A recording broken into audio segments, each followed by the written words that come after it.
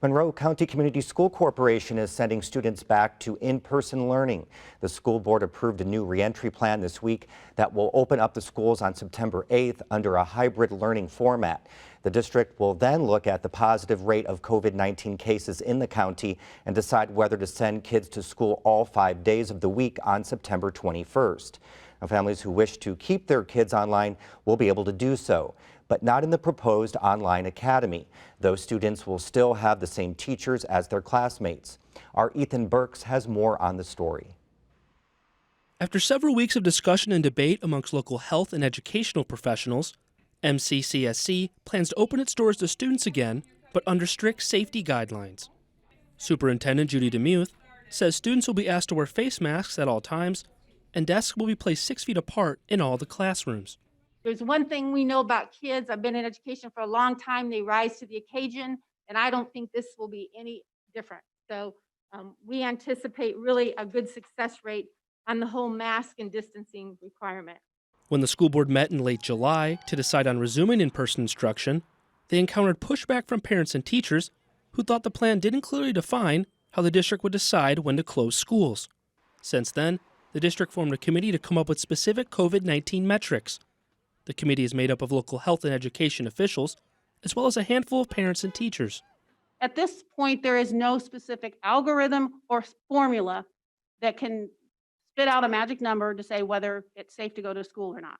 But Mobley says with the help of the Monroe County Health Department and IU Health, they were able to come up with a way to look at the whole picture. Each week, the metric committee will decide if the district is in the green, yellow, or red phase.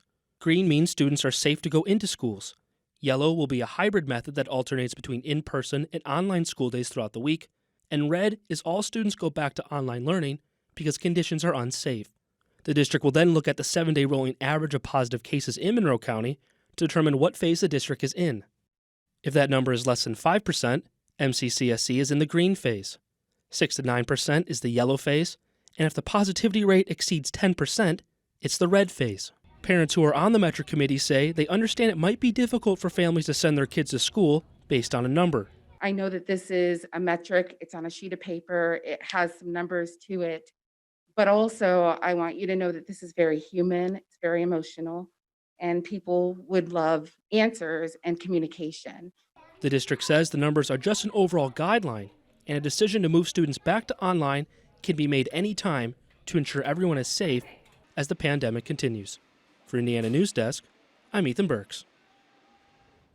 Riley Physicians pediatrician Dr. James Laughlin is one of the members of the Metrics Committee. He joins us now to talk more about the Monroe County's new parameters for in-person versus online learning. Doctor, thank you very much for being here. Let's just get with, the Metric Committee is using that positive test rate as the primary metric for determining when it's safe to be physically in schools. Can you explain what that metric means and how was that chosen? It was chosen by a committee that was a multidisciplinary committee composed of physicians, community members and parents, epidemiologists from the university, and other professionals. And what we looked at is what are the general metrics that are being tracked by the CDC and the State Board of Health. And we chose 3 metrics that we felt were pretty objective, but would be able to tell us trending that was occurring rather virtually.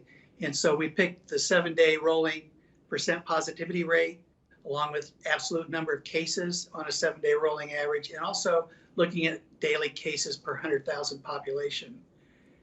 Additional metrics that we chose also were 2 metrics that looked at ongoing turnaround test time to make sure that we were able to obtain testing results in a timely fashion to quarantine or isolate people, and also do immediate contact tracing within the schools. And the school system is basically spearheading that project to be able to implement that immediately. So how does the MCCSC's plan differ from the guidance that just came from the state this week? Essentially, it's not too different. These are just guidelines that we're going to use along with other parameters, such as guidelines from the state and the CDC as well. Dr. Scott Moore, who's on the Metric Committee, says it's safe. It's time to bring kids back. Do you feel the same? Exactly. I think the emotional and psychological healthcare benefits far outweigh the risk at this point, and we would challenge that if these guidelines are followed, and also parents and adults take responsible action in the community, that the school is probably the safest place for these kids to be.